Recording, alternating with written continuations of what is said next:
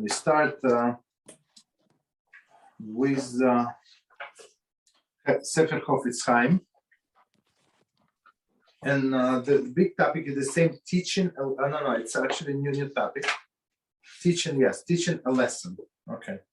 So today's topic is learning from others' mistakes. We have seen in the day 11 that it is forbidden to discuss someone's faults, even with the people who are aware of these deficiencies. For to focus on personal weakness is lowly. So even though everybody knows that he's lazy, he's clumsy, he's this, he's that, so it does not make us, does not give us the right to discuss that person. Okay. However, when teaching and or ordering the guidance, one may make use of a real life illustration of important behavior in other people, and even refer to these people by name, provided that the listeners are already familiar with the behavior of people. So if you want to give like practical example, not to be like this and that, okay, that person, okay, let's see, let's continue. Don't jump to any conclusions. The use of the actual situation to which the listener can relate will deliver the message that the mere discussion cannot convey. Reference to negativity here is constructive and not considered lowly.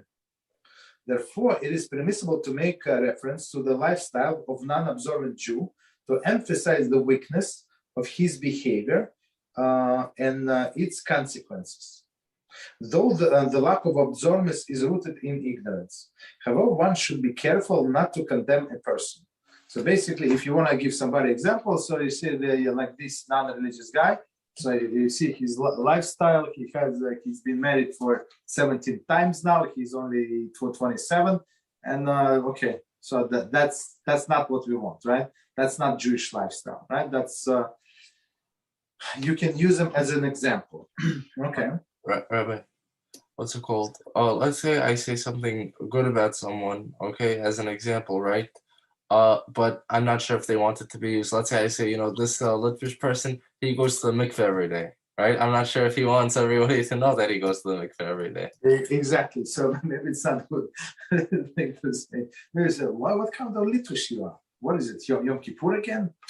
Okay, okay, so continue. One may not use the examples from the past history of Baal Teshuvah without his permission, right? So if he wants him to use his permission as an example, yeah, you can, but otherwise, you cannot. Constructive intent is not a license for the possible embarrassment. So this guy was, was crook in the past. So okay, he was crook in the past, and he admitted, but that does not mean that we can use him as an example.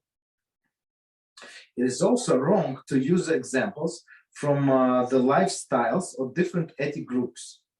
That's a big problem within the Jewish nation, unless it is clear that neither speaker nor listener is unsympathetic toward that group. But it's hard to say. I mean, people don't like each other, so it's better not to talk about groups at all.